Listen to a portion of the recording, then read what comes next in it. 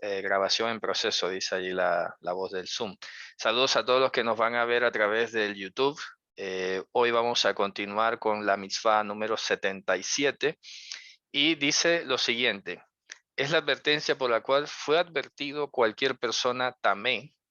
Todos debemos ya saber a esta altura que la palabra tamé ha sido traducida como impuro, pero ya hemos explicado que tamé se refiere a cualquiera condición que no es compatible con la santidad que está expresada, por lo menos en ese momento, en el tabernáculo, en todo su mobiliario, y en nuestros días, evidentemente, con Ruach HaKodesh, puntualmente con el Evangelio.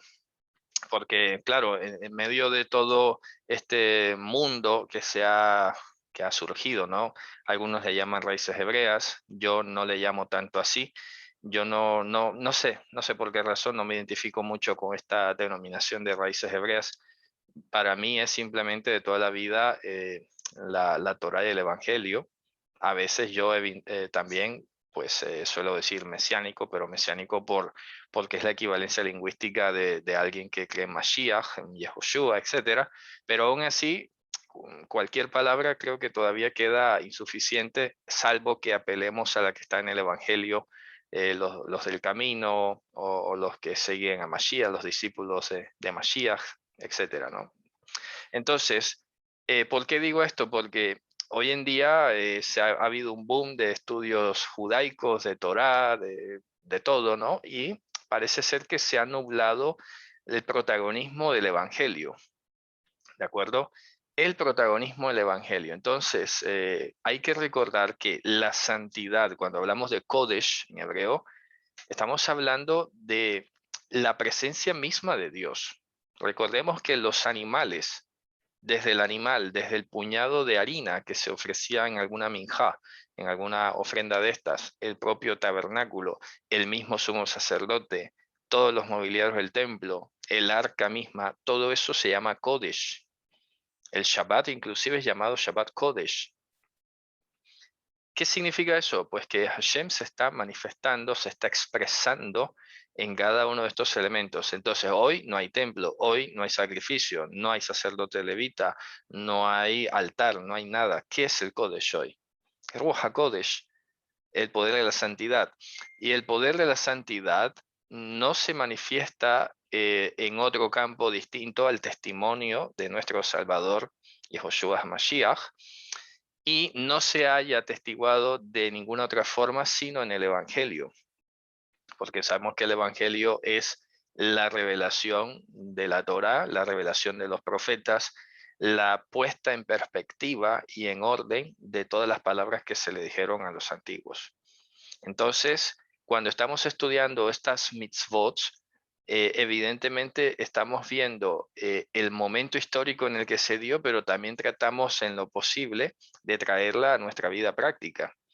Entonces, toda persona que tenga estatus de tamé, una persona tamé en la Torá, por ejemplo, era aquella que, empezando por una cosa, digamos, tan natural como que la mujer le venía la menstruación, el hombre cuando se desarrolla tiene un flujo o eventualmente cuando duerme llega a tener algún tipo de flujo, o ya si avanzamos un poco más hay alguna enfermedad relacionada con flujos, o que si tocas un animal que está muerto, o si entras en contacto con animales que ya están especificados en la Torá, y así poco a poco va subiendo el que toca un cuerpo de una persona muerta, va subiendo un poco las categorías hasta que llegamos al punto ya espiritual, que es al que más se refería la Torá, porque hay que aclararlo, ¿no? A veces todavía hay personas que tienen cierto temor con tocar, por ejemplo, algo, o todavía seguramente alguno se preguntará cómo hace la mujer hoy en día cuando tiene el periodo, porque ahí dice que donde se siente o lo que toque. Y ya he explicado varias veces que no se refiere a esa literalidad, sino al hecho de tener comunión o complicidad respecto de una persona que tiene ese estatus, porque ya hay todo un contexto en el que, por ejemplo, una persona que tenía la enfermedad de Tzaraat, que lo han traducido como lepra, pero no lo es, ahí vemos que el Tzara'at es una expresión corporal de un pecado, de una situación espiritual. Entonces, no es que donde se sentó, donde el otro tocó, ya se contaminó todo. No, estamos hablando de la comunión. ¿Qué tiene que darse como para que una persona se siente, toque, se vista, etcétera? Entonces, estamos hablando más exactamente de ese grado de contacto, no tanto el contacto físico literal, ¿no? Entonces, toda persona tamé en cualquiera de estos grados, en cualquiera de estas causas, tenía advertido de que no ingresara a ningún grado del Mikdash. El Mikdash, repito, es lo que he traducido como el santificatorio, que es toda la estructura del tabernáculo y posteriormente del templo.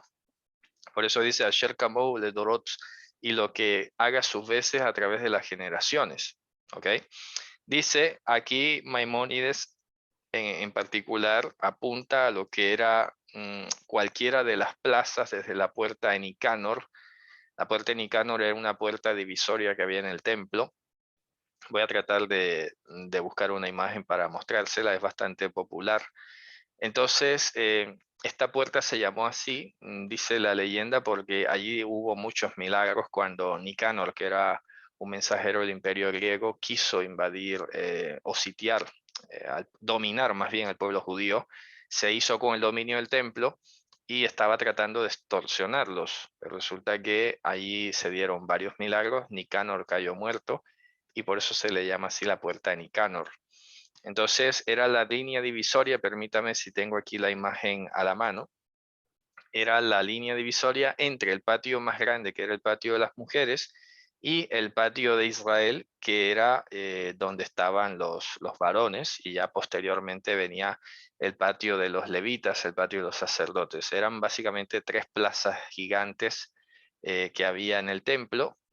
Permítame un segundo, a ver si tengo una imagen por aquí de ese modelo del templo como tal. Bueno, tengo solo imágenes antiguas, pero igual lo podría buscar rápidamente si me permiten para hacer un poco la explicación, ¿no? Beit HaMikdash Hasheni. Ok, que hay fotos de esto en todas partes. Aquí lo vamos a ver. Un segundo. Aquí vamos a compartir la imagen que ya viene en breve. Aquí lo tenemos. Esta puerta, voy a ver si lo alcanzo a expandir un poco más, esta imagen particular. Sí, esto que se alcanza a ver, esta puertecita, que ya se dan cuenta que hay una especie de muro que hace de límite, pues esta puertecita que se ve allí es la puerta de Nicanor. Es la puerta que servía de división entre el patio de las mujeres, que es este patio más grande interno, y lo que estaba detrás, que es el patio de Israel, que casi nunca se muestra desde otra óptica, lamentablemente, pero bueno, sería bueno que lo viéramos, ¿no? Desde el lado de atrás, pero no hay mucha fotografía desde el lado de atrás. Pero detrás de esta muralla estaba el altar sacrificial, estaba todo el tema de los levitas. A ver si alcanzo a conseguir alguna otra imagen, aunque sea tal vez aérea. A ver. Bueno, este es otro ejemplo. Bueno, casi no hay. Casi no hay. Yo tengo una por allí. Bueno, esta aérea, por ejemplo, aquí.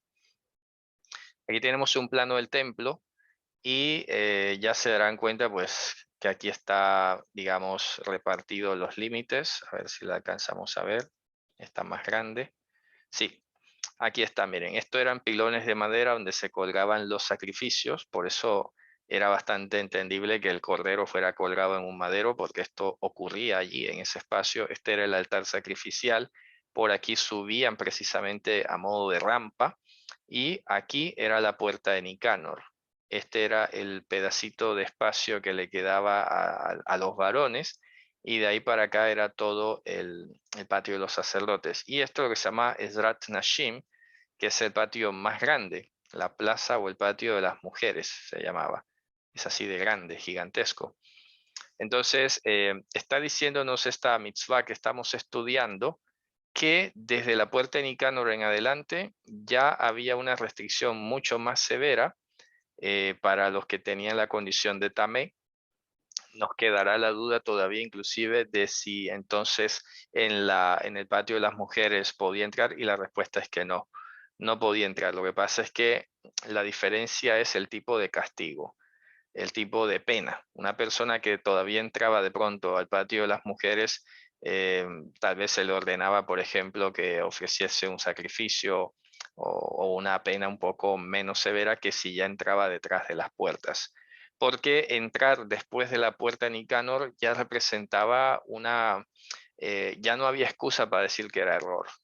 Ya no era excusa decir, disculpa, es que me concentré, no, ya estás adentro, ya no puedes apelar al error o a la ignorancia. Entonces, por eso se hace esta especificación. La fuente de esta mitzvah se encuentra en Números 5.3. Números 5.3. Podemos ir a buscar en nuestras Biblias, en nuestros textos bíblicos. Yo siempre lo leo aquí en hebreo para ir verificando igual las versiones o palabras de pronto clave, ¿no? Y bueno, voy a leer desde el 1. Comunicó Hashem a Moshe para decir, ordena a los hijos de Israel que envíen, o sea, despachen desde el campamento. Aquí, ojo que dice Mahané. Aquí también es algo que estuve revisando antes de iniciar el estudio, porque me llamó la atención que Maimónides y los comentaristas del Talmud relacionan el campamento con el templo. Eso me llamó mucho la atención porque igual, si de pronto leemos un poco en contexto, en principio esto se está refiriendo al campamento, digamos, donde vivía la gente, o el campamento de guerra, por ejemplo. Pero parece ser que ellos lo relacionan más, o primeramente tal vez, con el templo. Entonces, que despachen o envíen o alejen del campamento Kol Tzarua. El Tzarua es la persona que tiene Tzaraat. Kol Zab, que sería la persona que tiene flujo. Kol Tameh la Nefesh, cual persona que se haya hecho inhabilitada por tener contacto con un Nefesh. Fíjense ustedes, ¿no? Aquí Nefesh es un agente contaminante. Pero todavía hay personas que dicen e insisten, aún usando palabras en hebreo, que el nefesh es el alma. Y resulta que cuando leen estos pasajes lo tienen bastante complicado de explicar, porque resulta que ya hemos explicado que el nefesh no es alma, que el concepto de alma, como se entiende en el mundo occidental, no existe. Y aquí es una prueba de que alguien puede hacerse tamé por nefesh. En este caso se entiende que es un nefesh met, un, un cuerpo que ha muerto. De hecho, en la mayoría de traducciones estoy seguro que han puesto cadáver o contaminado por persona. No lo deja como muy claro, ¿no? Ya lo pueden comentar en el chat si quieren para verificar y comparar las traducciones. Luego dice, desde el varón hasta hasta la hembra, en el que va, lo van a despachar, lo van a echar fuera del campamento, lo van a despachar. Para que, dice, ellos, los que están tamé, no vengan a hacer tamé el campamento de ellos, en medio de los cuales yo habito. ¿De acuerdo? En medio de los cuales yo habito. Óigase bien. Aquí pone, manda a los hijos de Israel que echen el campamento a todo el proso, a todo el que padece flujo y todo el que es un inmundo por causa de un muerto. Fíjate, dice muerto, ¿no? Yo creo que la mayoría de versiones pone muerto, pero en hebreo dice la nefesh. Vaya. Así que ahí se nota lo que he estado sosteniendo durante muchísimo tiempo. Entonces está diciendo que no hagan inhabilitado el campamento en medio del cual yo habito, en medio de ellos. Por eso les digo que el texto tal cual como lo leemos no se refiere en principio al tabernáculo. Es ahora que es evidente que está incluido, claro que sí, pero que no es de lo que está hablando literalmente el pasaje. Entonces, el raciocinio tiene que ser el siguiente. Si está prohibido que un tamé esté en medio del campamento de los hijos de Israel, ¿cuánto más prohibido estará que pise el tabernáculo? O sea que acuérdense todos que esa regla se llama Kal Vajomer. Kal Vajomer, perdón, voy a poner el teclado en español un segundo. Kal Vajomer. Kal Vajomer significa, digamos, un cuanto más. ¿Cuánto más? ¿ok? Es una forma de argumentación a fortiori, se llama así, cuanto más. Y normalmente está construido con un condicional.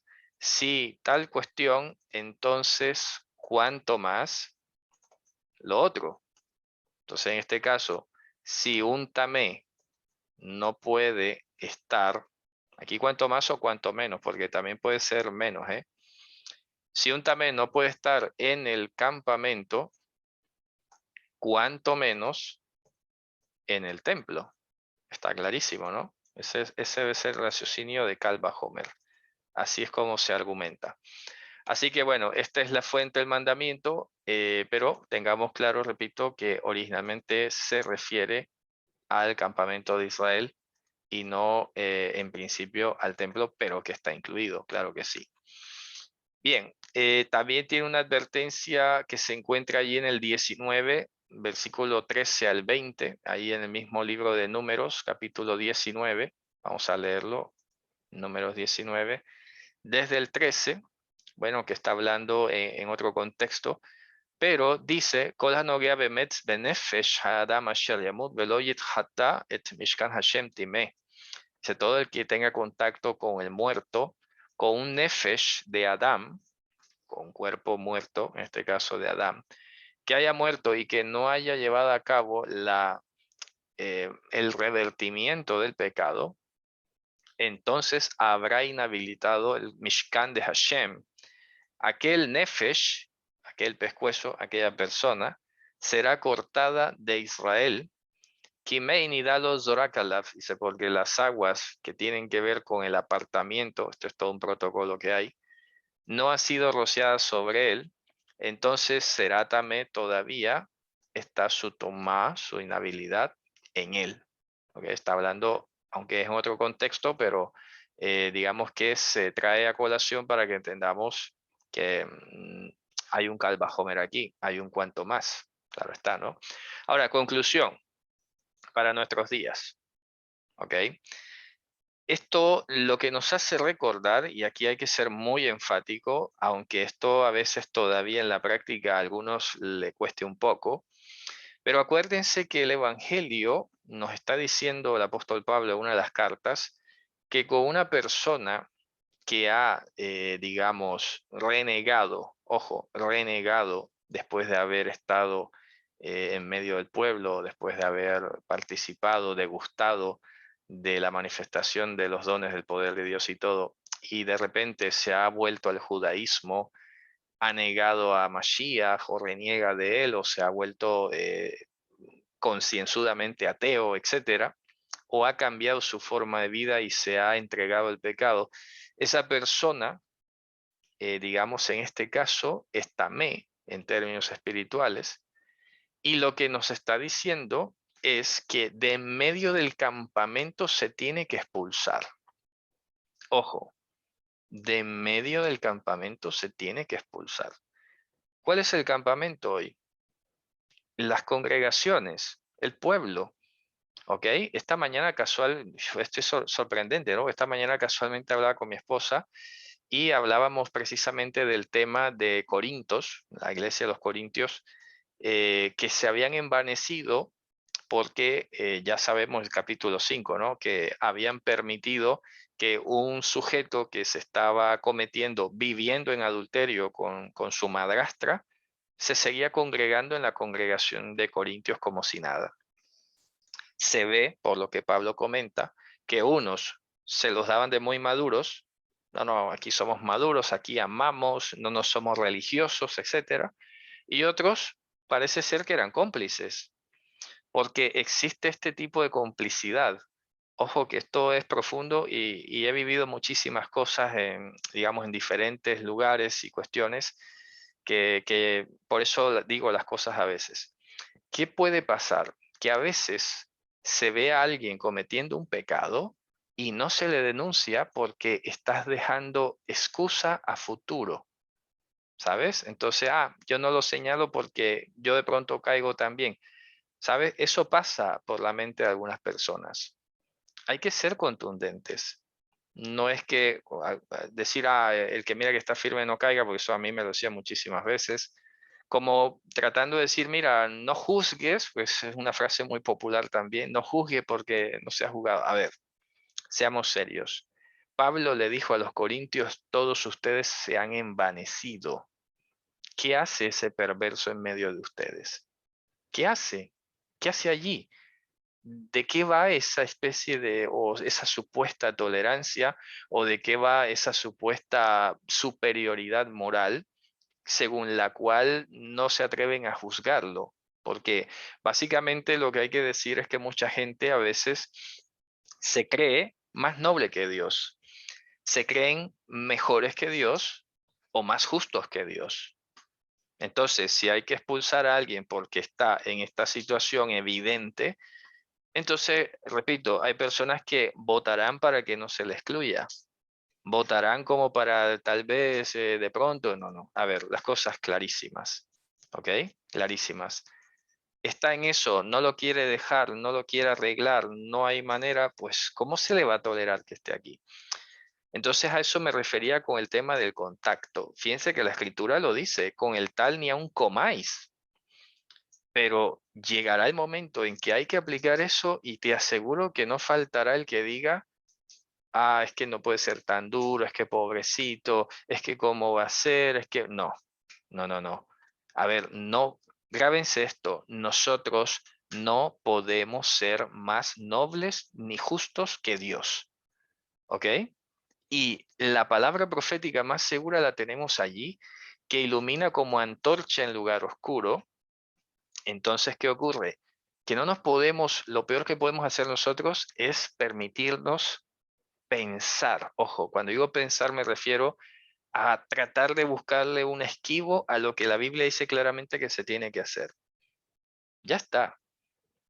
A eso me refiero. Entonces ahí cuando yo digo no pienses, ¿vale? Mejor no pienses.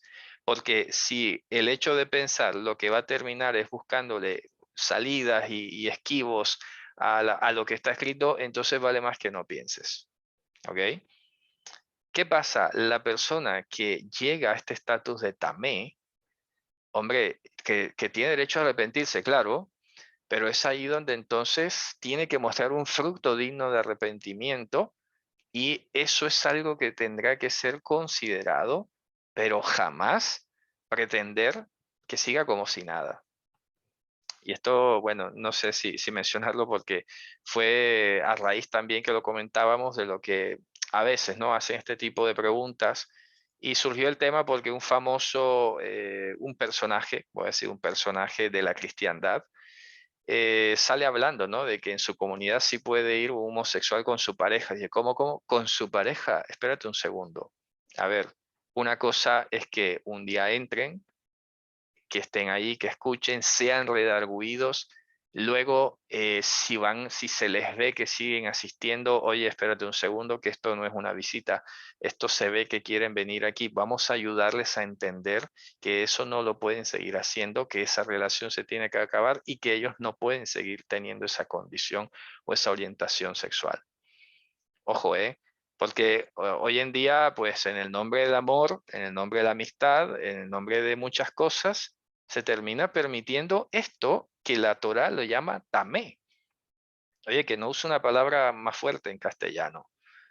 Y repito, no tengo nada en contra de esas personas, porque al contrario, les veo, como decía Pedro, ¿no? En presión de oscuridad y él de amargura estás.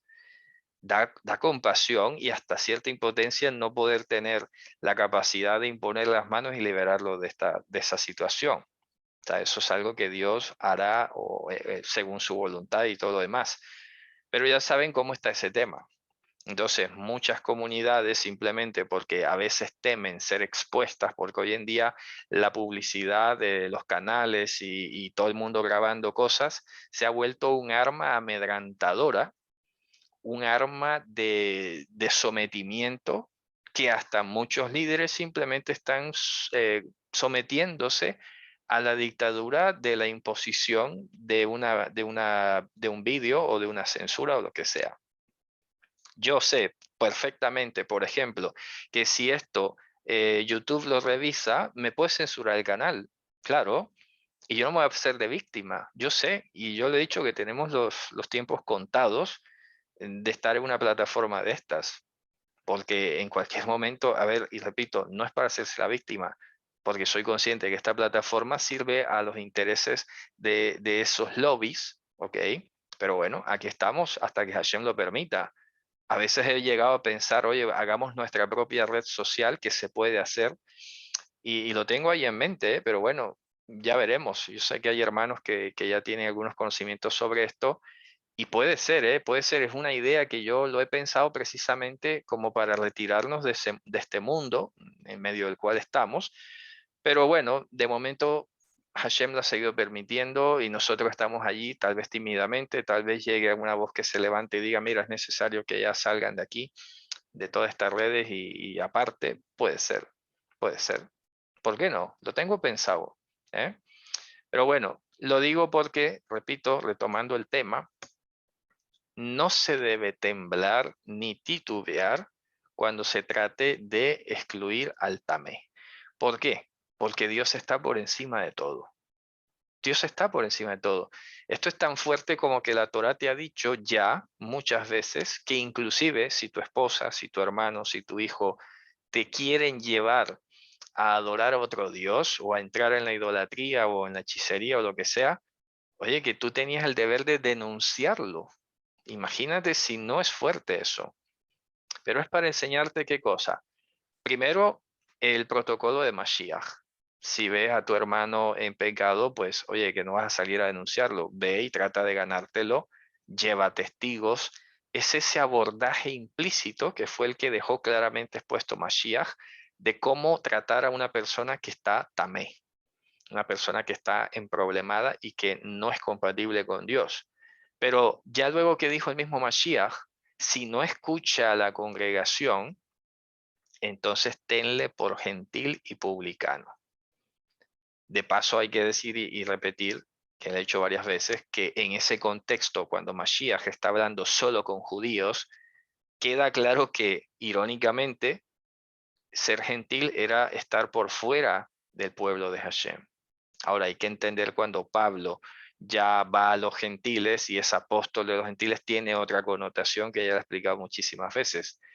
Pero es importante decir cómo una vez llegado al tribunal de una congregación, la persona no entra en razón, quiere seguir en su inhabilidad, no se le puede permitir seguir allí.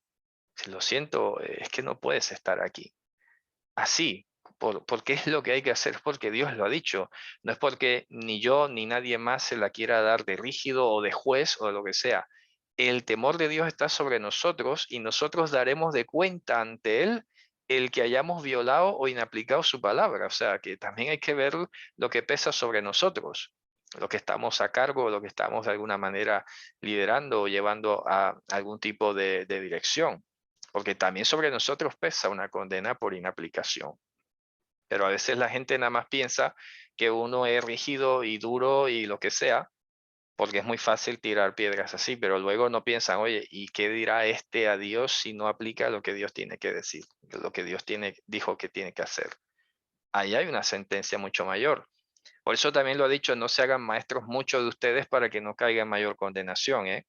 Porque hay que hacer, vamos, hay que desarrollar un carácter y esto no es para estar haciendo payasadas, ¿no? Muy bien, entonces vamos a la mitzvah número 78. Todos estos son comentarios de lo mismo, no hay una cosa que aporte como tal. Llegamos ahora a la mitzvah 78. Esta es una prohibición de entrada al Tamé, al monte del templo. Básicamente se dan cuenta que es lo mismo. Aquí lo que hace es que Maimónides amplía, ya lo dije hace un momento, no vaya a ser que alguno razone, entonces al patio de las mujeres sí podía entrar. No, no, ahora lo dice un poco más enfático. Ni siquiera al monte del templo. Bueno, a ver, esto ya son otras palabras. Resulta que también vale la pena aquí decir algo muy importante que se ve en el Evangelio y en los profetas. Aquí sí voy a compartir esta imagen, permítame un segundo, una imagen que tengo de la Jerusalén antigua, porque vale la pena mostrarla. Voy a abrir dos imágenes, permítame, y aquí estoy abriendo una, y por aquí voy a abrir la segunda. A ver, vamos a tomar tal vez un segundo. Aquí en los mapas, voy a hacer una esta de mapas mejor. Desde arriba, porque a veces en 3D no se ve igual lo que quiero explicar. Pero voy a hacer esta. Esta es la que estaba buscando. Ahora sí. Prestemos atención a esta imagen. Resulta que el templo es este edificio, en el que estamos hablando de que esta es la Jerusalén de los días de Salomón y de los profetas. Ojo, esta era la ciudad de Jerusalén de los días de Salomón hasta los profetas.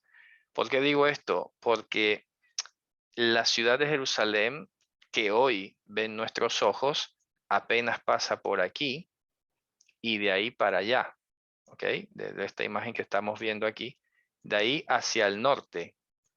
O sea que toda la parte bíblica está por fuera, ¿vale? Primero que todo. Ahora, volviendo aquí a nuestro tema, resulta que el monte del templo, que es toda esta región que tenemos aquí en la imagen, fue considerada tanto por Mashiach como por los profetas como el templo mismo. ¿Ok? El templo mismo. Entonces, ha habido algunos pasajes del Evangelio donde también de repente se han malentendido algunas cosas, y es porque seguramente se dan cuenta cuando Mashiach tomó el azote y fue dando azotes allí a los que estaban cambiando las monedas y todo, cualquiera cree que él estaba dentro del templo, porque ahí lo dice, ¿no? Y estaba en el templo. No, él no estaba dentro del templo. Él estaba en la parte exterior. Eso yo lo he explicado en otro momento. Permítame, voy a compartir aquí otra de las imágenes para aprovechar lo que estaba mostrando ahora. Porque resulta que, por ejemplo, voy a cerrar aquí un segundo. Voy a buscar la explanada completa. A ver, aquí. Vamos a ver esto. Esta está mejor. Lo que quiero decir. Resulta que si vemos esta imagen que es de todo el monte del templo, hay que entender el proceso de evolución que tuvo esa construcción. Y resulta que Herodes el Grande, a ver dónde está la imagen que se ha perdido por aquí, bastante pequeñita. Pensé que era más grande. A ver, vamos a buscar otra para explicar lo que quiero decir. A ver si esta se ve un poco mejor. Bueno, esa está mejor. A ver, resulta que el templo, el Mikdash, el Beit HaMikdash, es solo de las murallas hacia adentro. ¿Ok?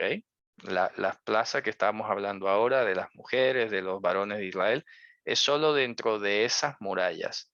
Entonces, lo que estaba por fuera, todo este cerramiento que estoy señalando ahora en azul, todo este cerramiento que es una especie de galerías y todo lo demás, lo hizo Herodes, ¿ok? Y todo esto era el monte del templo. O sea que la montaña fue rellenada porque la montaña pasa más o menos así. ¿Ok? Y Herodes lo que hizo fue rellenar, nivelar todo el terreno y luego crear una meseta artificial, ¿ok? Una explanada, por eso se habla de la explanada del templo. Herodes lo que hizo fue rellenar y nivelar todo. Entonces, los cambistas, todo lo que echó Mashiach del templo, entre comillas, ¿de dónde estaban? Estaban apostados aquí en este patio que era llamado el patio de los gentiles. O sea, esto estaba lleno de comerciantes aquí. ¿Y qué pasaba? Que además de que eran unos ladrones especuladores de precios, no permitían ni facilitaban que los gentiles se acercasen por lo menos a esa estancia o cercanía del templo como tal. Y resulta que cuando Mashiach azota a los cambistas y todo eso y despeja el terreno, él cita al profeta y dice, la casa de mi padre sería llamada casa de oración para todos los pueblos. Ojo, y no está hablando dentro de las murallas, está hablando de todo el monte del templo, todo el monte del templo.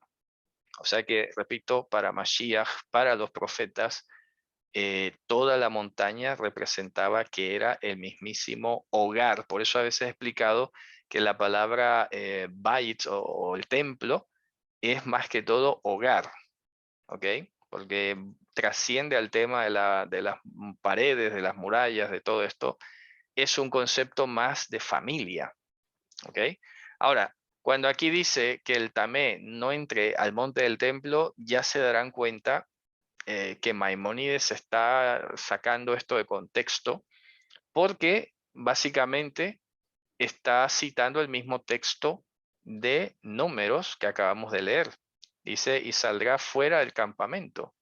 O sea, yo no termino de entender por qué Maimónides se empeña en decir que el campamento del que habla el libro de Números o la Torá es el templo. Que está incluido, ya lo he explicado, pero que no es de lo que está hablando el texto original. Está hablando del lugar donde vive. Entonces, decir que un gentil que tenía posibilidades de tener estatus de tamé no se podía ni acercar al monte del templo, yo creo que se está pasando un par de rayas Maimónides en esto que está diciendo, porque no lo dice por ninguna parte. Eso es algo que por lo menos la Torá no especificó. Y no especificó porque, claro, cuando Salomón hizo el templo no tenía ni siquiera las características que tiene hoy. ¿Ya? Esto no era una explanada perfectamente constituida como hoy la ven nuestros ojos. De hecho, aquí tengo otra imagen para mostrarla un poco desde otro ángulo. Aquí lo tenemos, fíjense ustedes, Jerusalén era una pequeñísima lengua de tierra que estaba rodeada de murallas de esta manera. Se parece un poquito a la península de la Florida o un poquito de pronto a veces hacia desde otro ángulo se ve un poco parecido a Chile, etcétera. Pero resulta que aquí tenemos un valle, aquí tenemos otro valle en el centro y aquí el valle del Gehinam, mal traducido infierno o Gehenna. Ya lo he explicado muchas veces, ¿no? Entonces, ¿qué pasa? Que decir que un gentil, un goy, no podía entrar al monte del templo es un poco exagerado porque por esa lógica, pues no podía ni siquiera pisar la ciudad de David. Y ya sabemos que el mensaje del Evangelio y todo lo que hemos explicado hoy es básicamente aplicar la metodología para hacer volver al que está en el pecado, apartarlo de la inhabilidad y facilitarle el que se reconcilie con Hashem. Porque ya lo dice el apóstol Pablo, se nos ha concedido el ministerio de la reconciliación, el servicio de la reconciliación. Pero que también es cierto que aplicado el protocolo, los servicios de la reconciliación y la persona no quiere apartarse de su inhabilidad, pues no puede permanecer en medio del pueblo. No puede. Hoy en día estamos viendo estructuras eclesiásticas gigantescas desmoronarse porque a su liderazgo le ha parecido que ellos son más justos o más nobles que Dios.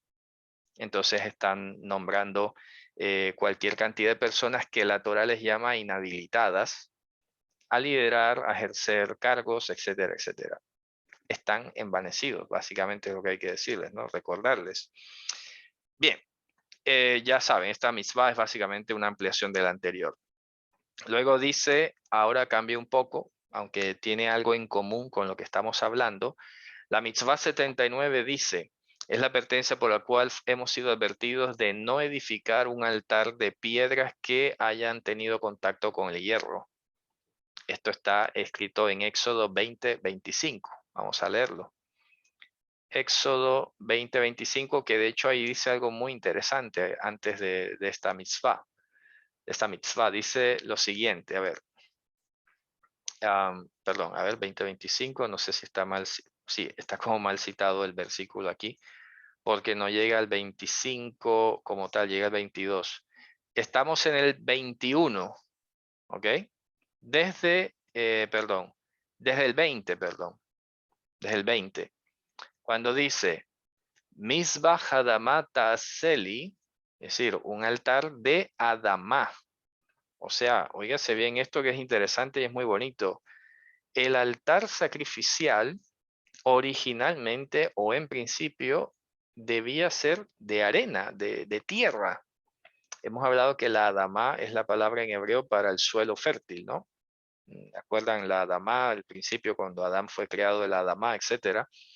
Entonces es muy curioso porque dice Misbah Adamá Ta'aseli, un altar sacrificial de Adamá harás para mí.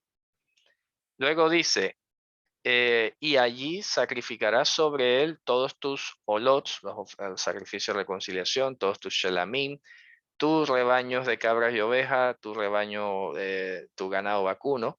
En todo lugar donde yo haga recordar mi nombre, vendré a ti y te daré el amparo, ¿no? Te bendeciré, traducen. Dice, y si haces un altar de piedras para mí, mira la característica, lotivne et en gazit. No las vas a edificar con piedras perfiladas, ¿ok? Kiharbejaje nafta aleja, dice, porque habrás pasado o habrás mecido tu espada sobre él, y así lo habrás profanado. Esto es impresionante.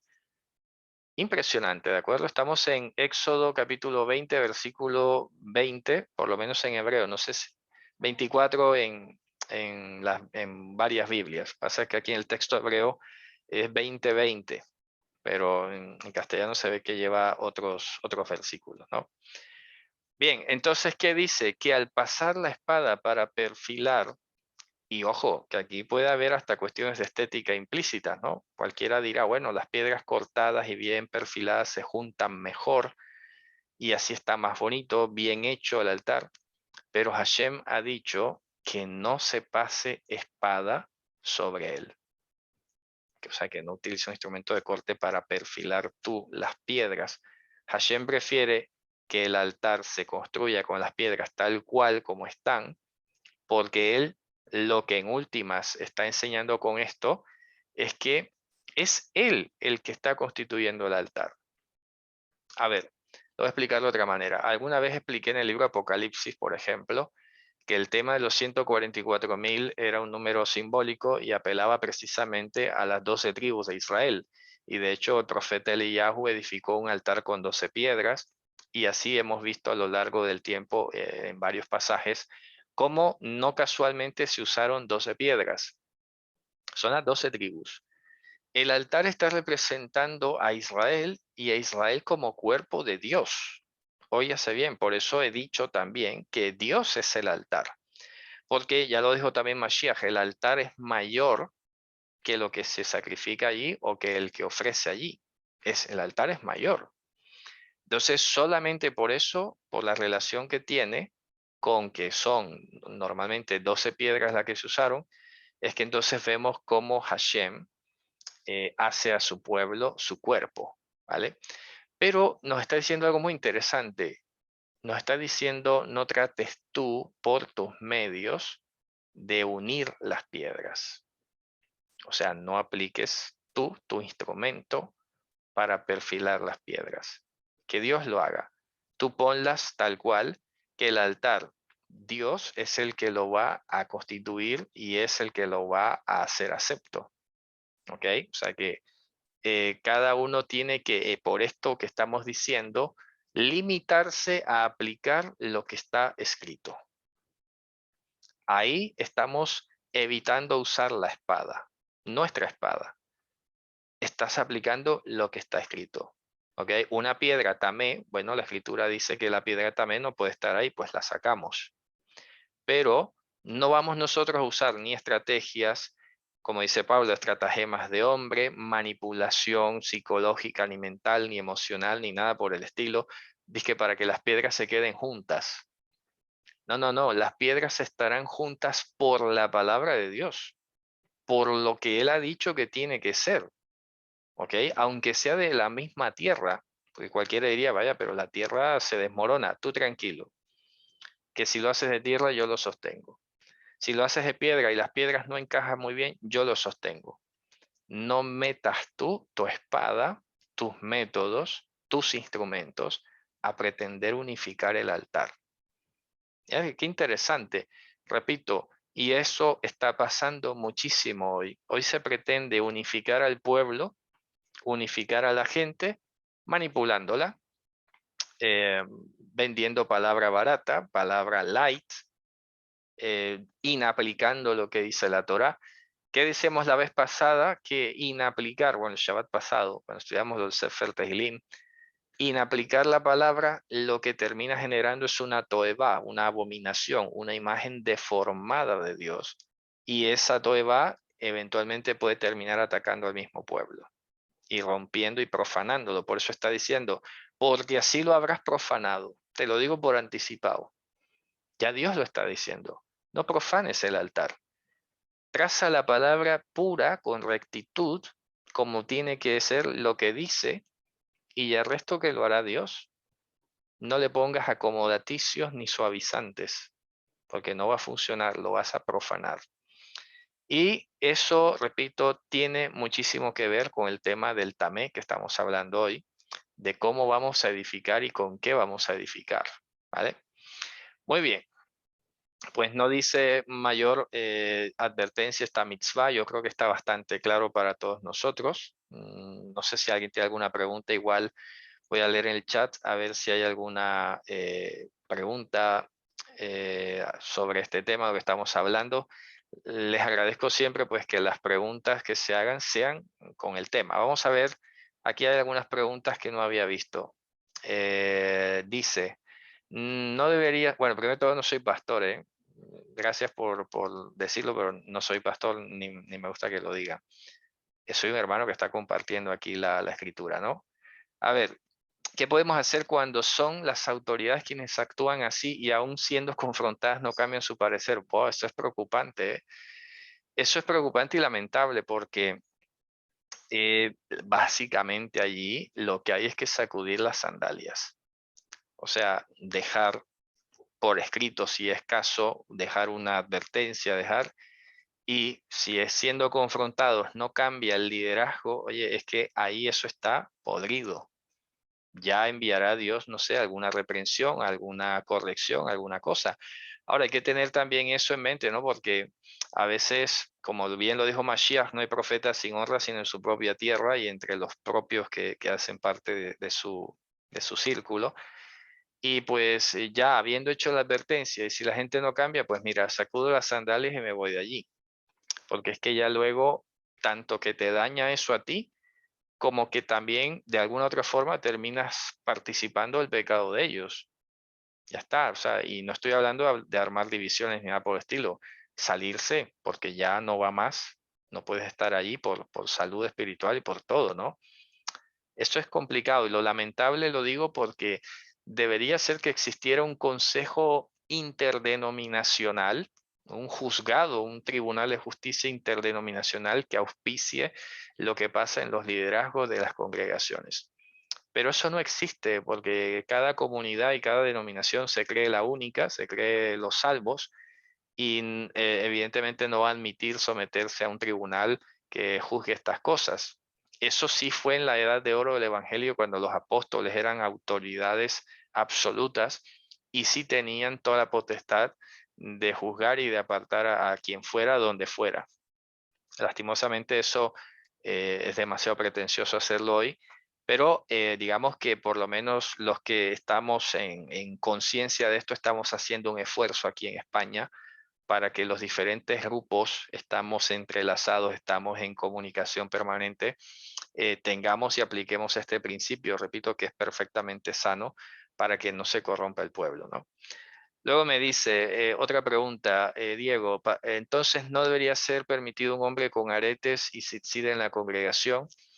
A ver, esto va por partes, ¿no? Yo casualmente el Shabbat pasado, bueno, una reunión que tuve precisamente, decía que todo tiene que llevarse con una metodología. A ver, si después de varias asistencias, después de varias invitaciones, enseñanzas, porque todo tiene que ser con mucho tacto, la persona aún así sigue asistiendo con esta cuestión, yo creo que algo está fallando, más que en la persona, en la comunidad. De alguna forma está fallando algo allí, ¿sabes? Porque debe decirse, oye, no es honra para el varón estar poniéndose una presentación femenina. Pablo, de hecho, hasta fue contundente con eso. ¿Me explico? Entonces, ¿qué es eso de arete? Mira, yo me acuerdo que el profesor en la universidad, y eso no se me olvida, un compañero llegó con un aretico puesto y así, a quemarropa, dijo, quítese eso, hombre, quítese eso de la oreja, de frente, de hombre a hombre, se lo dijo. Así, ¿sabes? Entonces, a veces en las comunidades como que no sé, se ponen demasiado con protocolos, con cosas, que se va a resentir, que se va a ir. Mira, el que se va a quedar y el que es de Dios no se deja arrastrar al mundo porque sí, por cualquier pretexto ni por cualquier bobada. Hasta se podrá doler, pero ahí se queda. ¿Eh? Pero entonces, ¿se permiten cosas? No. ¿Qué quiero decir entonces en resumen? Depende, si es que está llegando, bueno, todavía se puede usar de un poco de prudencia, a ver si la persona escuchando ella sola lo deja, pero que también tiene que haber un acompañamiento, ¿no? ¿Dónde está el círculo de varones que allí le deberían instruir? Fíjate tú, ¿no? Los apóstoles escucharon a Apolos diciendo una cosa que no era tan precisa, lo llamaron aparte, le dijeron, oye, aquí en confianza, todo bien, pero en esta parte la cuestión es un poco más exactamente así. El resto, adelante. Ya está. Entonces, no es que vamos ahora a estar nosotros vigilando qué hace el uno y qué hace el otro, pero yo siempre he dicho una cosa que es un principio que aprendí hace mucho tiempo. El que mira algo es el primero llamado a tratar de corregirlo, ¿sabes? Porque existe mucho la mirada criticona. Entonces ves algo y en vez de ir a decirle, oye, he visto esto que no está bien, disculpa, te lo digo, entonces se pone a murmurar con el otro. Mira el otro con arete, mira el otro. Eso es peor. Vale más que te quedes callado si eso, pero si has visto algo y está mal, sé como Pinjas. Pero no de coger la jabalina e ir a atravesarlo, ¿no? Pero de ir a ver lo que está mal y revisarlo, ¿sabes? Entonces, la cosa se tiene que hacer siempre con mucho orden. Bien, ¿qué dice por acá? Otra vez, si en el manejo de los diezmos no se está actuando conforme a la escritura, siendo confrontado a palabra, autoridades no se van a actuar. Hombre, eso ya, vamos, que le va a caer la autoridad y van a ir presos todos esos, ¿no? Ya se darán cuenta que esas cosas pasan. Bien, vamos a ver qué dice por acá. Otro comentario, a ver, otra pregunta. Yo tengo una pregunta. En el huerto de mi padre había una serpiente y para apartarla la cogí con la mano y la llevé lejos. Quedé impuro por tocar ese reptil impuro. Hombre, a ver, ya lo he explicado, pero está buena la pregunta, ¿no?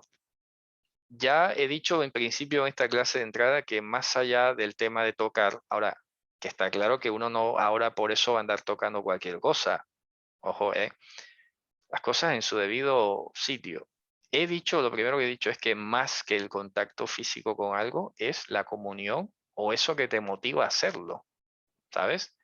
Ahora, estas inhabilidades de las que habló la Torá, ya expliqué que tenían un gran referente y era el tabernáculo. Entonces era bastante fácil, bastante claro que la Torá funcionase porque ahí tenías un referente, pero hoy en día no hay templo, no hay sacerdote, no hay, digamos, animales ni nada por el estilo consagrado. Lo único que queda de vestigio es el orden sacerdotal que hoy tenemos en Mashiach y las congregaciones. Entonces ya he explicado lo de las congregaciones. Estas situaciones cotidianas que si te tocó agarrar un animal o que sea, hombre, ya ahora conociendo la Torah, tomas tus medidas de higiene porque por higiene igual hay que tener muchísimo cuidado, reflexionar delante de Dios, porque siempre yo lo hago, cuando me enfrento a una situación como esta, supongamos que tengo que tomar un animal de esto, a quitarlo, lo que sea, siempre me acuerdo del mandamiento. Siempre reflexiono sobre el mandamiento, hasta doy gracias. ¿Por qué? Porque expliqué hace poco precisamente que hay un texto, no me acuerdo ahora si es en Tito o en Efesios, donde dice que ahora somos hechos aptos en Mashiach, ¿sabes?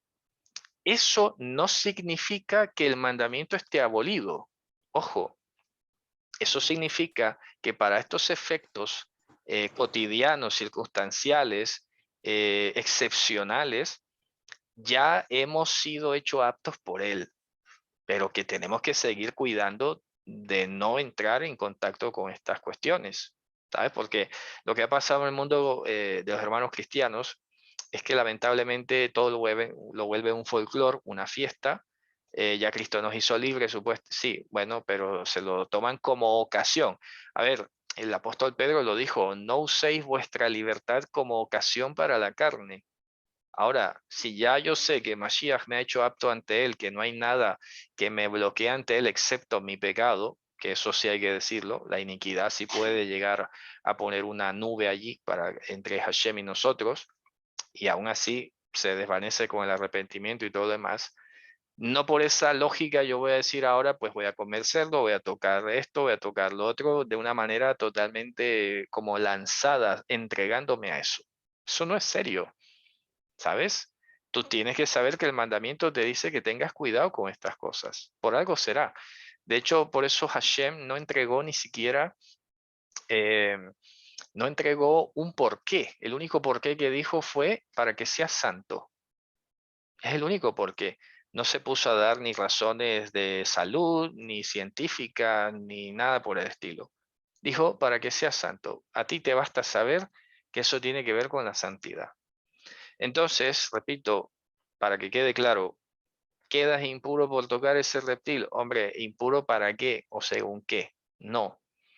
Delante de Dios tienes una aptitud que Dios te ha dado. El problema va a ser que tú te dediques a relacionarte con cosas impuras. Eso sí que es impuro. Eso sí que lo dijo Mashiach, ¿no? Las cosas que finalmente entran en el hombre, poniéndolo un poco exagerado, saldrán de él. Pero lo que sí va a hacer daño en lo profundo y casi que diría irreparable es cuando las cosas que salen del corazón del hombre, ¿sabes? Para hacer un poco de balance. Repito, entonces hay que seguir teniendo cuidado de no contraer contacto con estas cuestiones, pero si se llega a dar, pues te lavas, reflexionas sobre el mandamiento, eh, le pides a Dios inclusive, bueno, el permiso para seguir con la vida normal, pero siempre quiero apelar a esa reverencia ante Él. A ver, no que te vas a quedar ahí sin moverte hasta la tarde porque dice será impuro hasta la tarde. Entonces te quedas en el rincón sin moverte. No, no, no, no, no es la lógica. No es lo que Hashem está hablando, ¿vale? Sino que te reportes ante Él y que no lo ignores. Ya lo dice el texto, reconócelo en todos tus caminos. Pues ahí está, ¿no? Bien, muy bien la pregunta. Dice, ¿y qué decirle los chistes con base en la escritura? Hombre, eso también me parece un poco ligero, la verdad. Es que no estamos para eso, ¿sabes? Lo que pasa es que eh, hay diferentes tipos de personalidades, hay personas que son muy de juego y todo lo demás, pero creo yo que no está bien, sinceramente. Y todos tenemos que estarnos revisando constantemente, ¿no? Pero bueno, eso es una conducta que se puede hablar y ya está, no, no da como para darle mucha trascendencia. Dice, las personas que meditaron el cristianismo protestante era muy estricto y atacaban mucho a las demás religiones. Ahora un miembro de su familia resultó siendo gay casándose con alguien de su mismo sexo y cuando les comenté acerca de lo mal que está, me dijeron que Dios es amor y que el amor todo lo perdona y que Dios sabe lo que está en nuestros corazones. Vaya, vamos. Estos son los auténticos fariseos de hoy. Se tragan el camello y cuelan el mosquito, ¿sabes? O sea, esto es muy bueno este comentario, lo quiero aprovechar porque existe en general en la cristiandad la tendencia de tragarse un montón de cosas gigantescas mal hechas, pero luego reparar en que esto está mal, que te pongas un aretito o que si te maquillaste o la falda o lo que sea, ¿sabes? Reparan en eso que en comparación con lo otro, vamos, se queda en nada. Repito, pero aún así siempre enfatizo, es necesario hacer lo uno como lo otro, guardar siempre en todo tiempo la santidad, la pulcritud ante Hashem, ¿no? Bien, dice hermano, entonces al encontrar los animales como serpientes, entre otros, no se deberían matar por ser agresivos para la persona. Bueno, por una ignorancia he matado, agradezco su silencio. Hombre, se tienen que ejecutar, en lo posible se liberan, en lo posible se entregan, no siempre es posible, claro está, ¿no? Pero no, digamos que hasta allí. Todo, repito, según el medio en el que te muevas, según la situación en la que te encuentras, se pueden tomar medidas para alejarlos, claro está. Porque claro, uno también, yo también me preguntaría, bueno, pero ¿por qué hay tanta serpiente por aquí, no? Vamos a ver qué se puede hacer para alejarlas. Existen inclusive cuestiones naturales de plantas y todo que las alejan. Así que yo aprovecho siempre cuando hay una anomalía en mi entorno, investigo. Eso es lo bonito de la Torah, porque ya te pones el objetivo de la Torah por delante, no te lo tomas tan a la ligera, dices, la Torah me dice esto, bueno, vamos a ver cómo puedo llegar a este objetivo de la Torah de la mejor manera posible, ¿vale? Entonces, si tú donde vives, no sé, una finca o lo que sea, abundan las serpientes, bueno, Se pueden adiestrar animales, poner algún tipo de sustancia, repito, natural, que no tiene que ser ni química, y se pueden alejar. Y así te evitas la fatiga de estarlas matando, por ejemplo. Pero que si se llega el caso y lo demás, bueno, hay que hacerlo. La vida tiene prevalencia, claro que sí.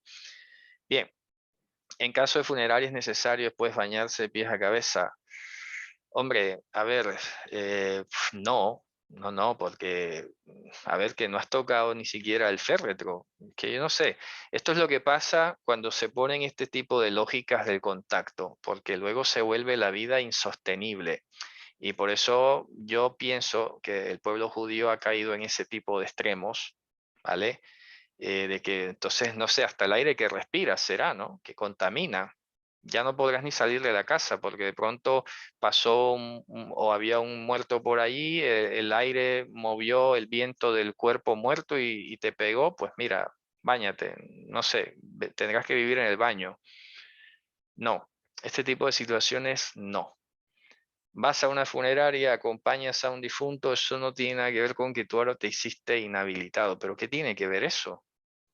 No tiene nada que ver. O sea, no es ni siquiera tocar el féretro.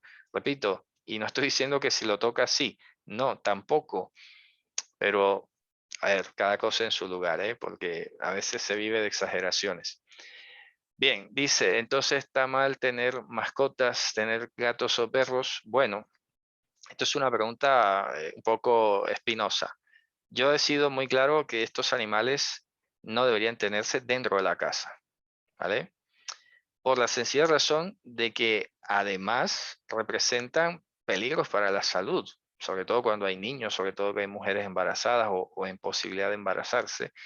Cada vez más es patente, por ejemplo, aquí en España me ha sorprendido mucho los casos con las pulgas, por ejemplo.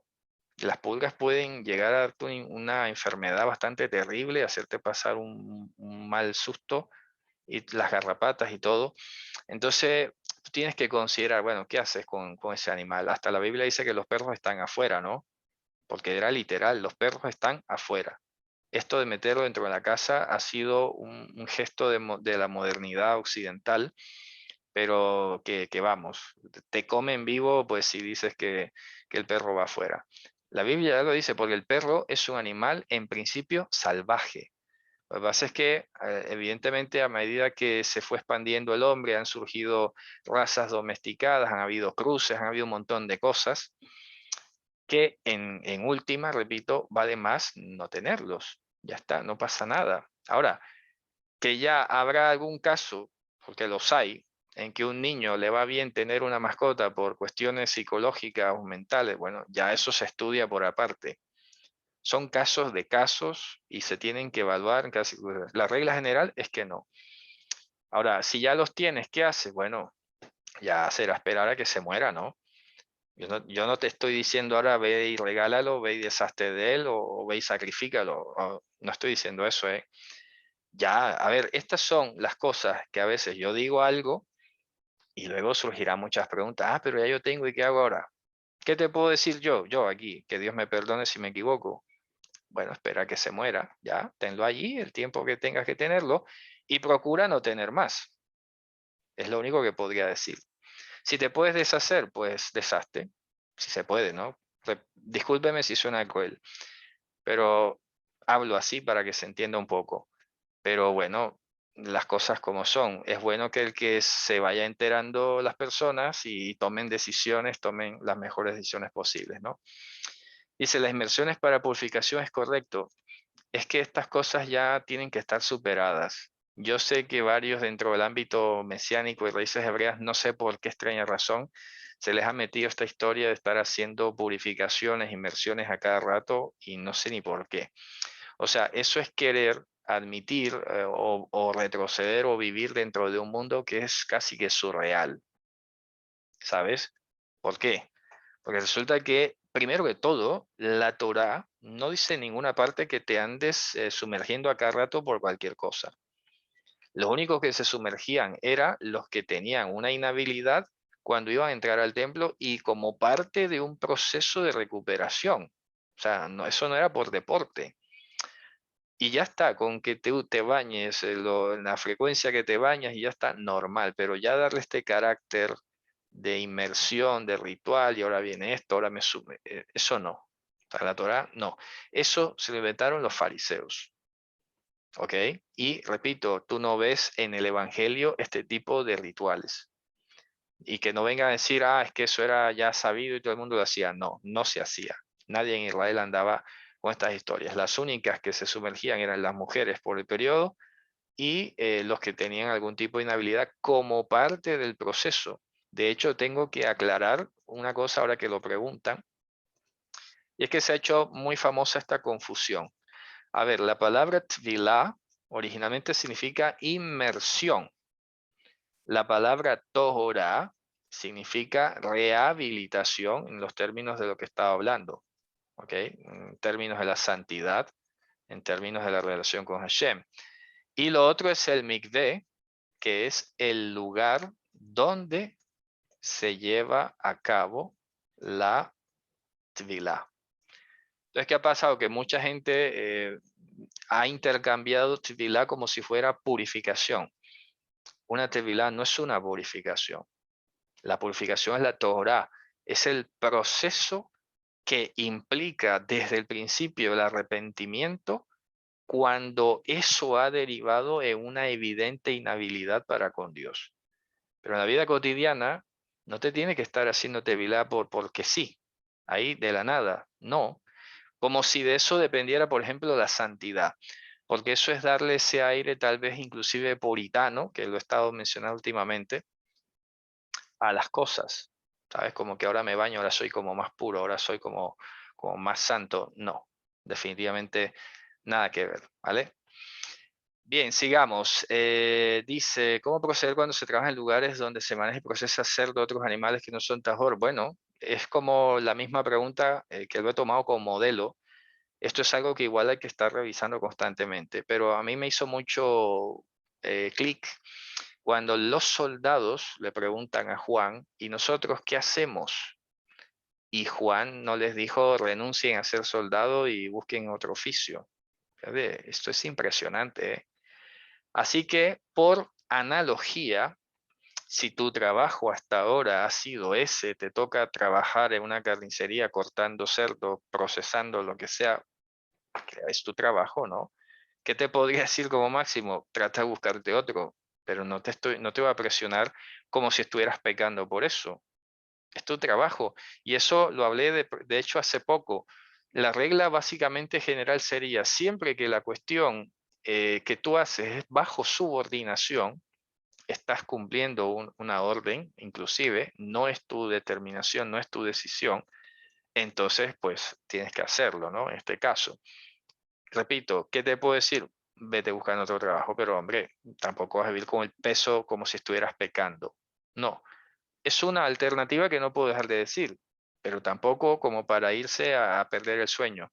Hashem sabe, y aquí sí, que tanto que dependa de ti, lo vas a hacer el mandamiento. Si no depende de ti, es una cosa del trabajo circunstancial en subordinación, eso es otra cosa. Y que siempre que dependa de ti, repito, aquí Hashem va a ver la conciencia tuya particular en tus propias circunstancias. Bien, dice, tengo un patio de una vecina en mi casa y se podría tener un animal, ejemplo, un perro. Sí, se puede tener, digamos que porque los gentiles no están obligados a estos mandamientos y está afuera, no pasa nada. Repito, es ya bajo este marco de lo que estaba explicando, ¿ok? Dice, entonces no es necesario purificaciones para entrar en la fiesta del Eterno. No, no es necesario. La mujer sí diría, digamos que tiene que hacer su limpieza normal, tranquilo, porque a ver, lo que pasa es que hay que decir lo siguiente, a veces el judaísmo lo que ha pasado es que sin querer ha construido una especie de elitismo ritual. Porque entonces ya no, para el pueblo judío ya no basta cualquier piscina, cualquier reservorio de agua. Un mikvé tiene una construcción muy específica, tiene que tener certificado de un rabino y tal cosa y tal cosa. Entonces, esa no es la vía.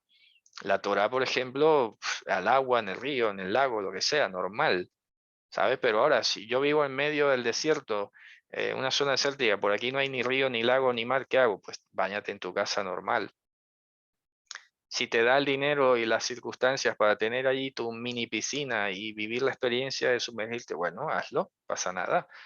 Pero, repito, cada cosa en su lugar.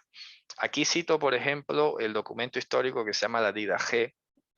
Es un documento que se ve nacido en medio de los primeros, de lo que quedaba de los primeros creyentes en Mashiach.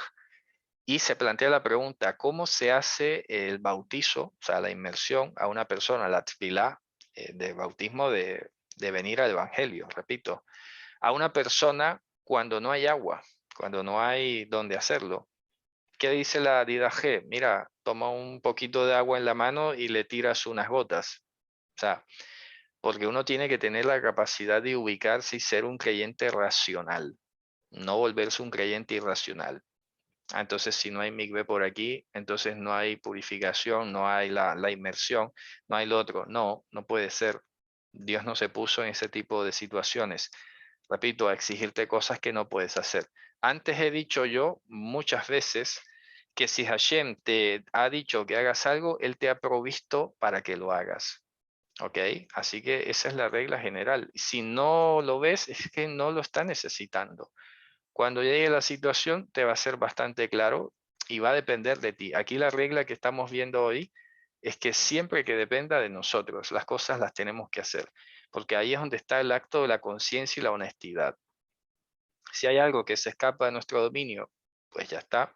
Igual pedimos perdón, porque sí, porque como quiera que sea, se ha dado la situación de esa manera y no es tan normal, ni hay que normalizarlo, pero tampoco para venir con un saco de culpas encima de una manera ya, repito, penitente allí, ¿no? Bien, dice, si no hay un líder espiritual cerca, se puede hacer fila con alguien de la familia. Hombre, tiene que ser sobre todo un creyente, ¿no? Que sea un creyente, que sea testigo, claro que sí. Eso sí es importante, ¿no? Si yo entreno karate y cuando me piden saludar a Shihan, debes inclinarte según el protocolo. Yo en voz baja le digo a Dios que me estoy inclinando ante él solamente. Debo dejar de hacer defensa personal. Es que, a ver, eso depende de ti, pues lo tienes que dejar de hacer. Eso no lo puedes hacer, inclinarte una imagen, no. A ver, acuérdense el caso de Mardoqueo.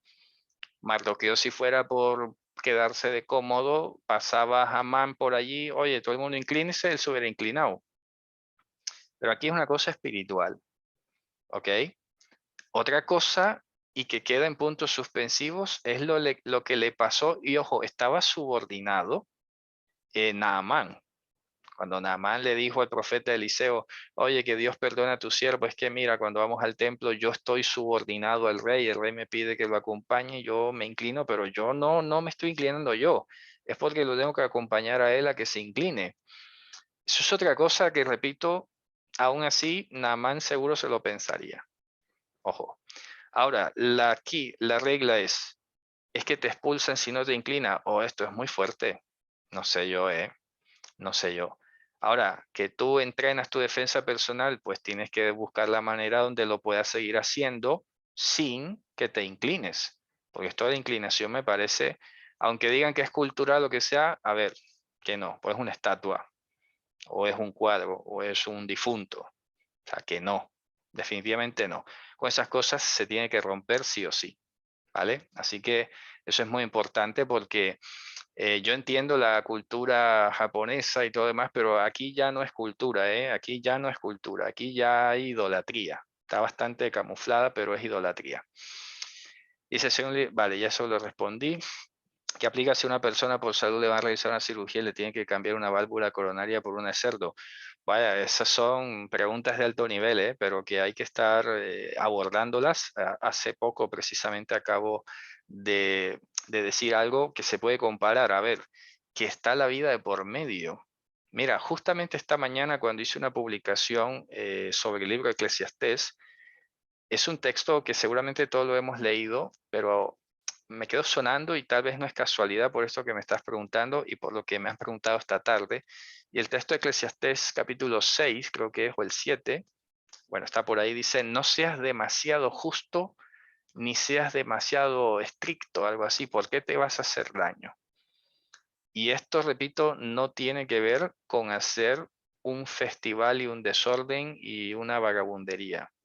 Estamos hablando de situaciones como estas. Por ejemplo, mi opinión es que si la vida está de por medio en estas circunstancias, bueno, aquí, repito, aquí hay escuelas y aquí podemos estar en desacuerdo quien quiera, porque es un tema difícil, muy sensible. Habrá gente que diga, no, yo prefiero morirme. Bueno, mira, si tú prefieres morirte, pues yo, tranquilo, yo no te voy a obligar a vivir. ¿Me explico? Si me preguntas a mí que si, oye, que yo quiero seguir viviendo y la única opción que hay es esta cosa de cerdo, bueno, pues póntela, póntela. Yo no te voy a decir muérete. ¿Por qué? Porque la Torah tiene como principal mandamiento la vida, ojo, y ya hemos explicado muchísimo cómo la vida toma prevalencia, excepto cuando se trata de los 3 delitos de muerte: la idolatría, la inmoralidad sexual y el homicidio. Entonces, este tema de una pieza fabricada con una extracción de un animal tamé es fundamental, ojo, la palabra que estoy usando, fundamental, irreemplazable, insustituible, y de ahí va la vida. Mi opinión es, póntela si quieres seguir viviendo. Si tienes la valentía de decir, no, no, yo no me contamino, yo prefiero morirme, bueno, pues nos veremos en la resurrección. Ya está, ¿qué te puedo decir? No voy a entrar a discutir eso, ¿sabes? No lo discuto. Mi juicio y la experiencia me lleva a optar siempre por la vida en estas circunstancias que he explicado, ¿vale? Ya si alguna otra cosa, ya seguro la revelará Hashem. Por eso les digo en todo caso que no lo dejo como un tema cerrado, que creo que hay que estar discutiéndolo y revisando y leyendo porque es un tema de actualidad y seguramente vendrán otros desafíos similares. Dice, hermano, ¿cómo se procede entonces la congregación? Una mujer tiene su unidad. ¿Cómo actuar y nosotros con ellas? A ver, yo lo he dicho, las mujeres en principio no están, por lo menos hay que decir que no están obligadas a ir en los días de la nidá, que tampoco es mucho, son 7 días, con la Torah que dice 7 días, ¿no? Así que he dicho, yo siempre lo he dicho, si no va, pues que no vaya. No se lo voy a prohibir que vaya, porque tampoco, repito, no es el hecho de que se sentó y ya hizo impura la silla.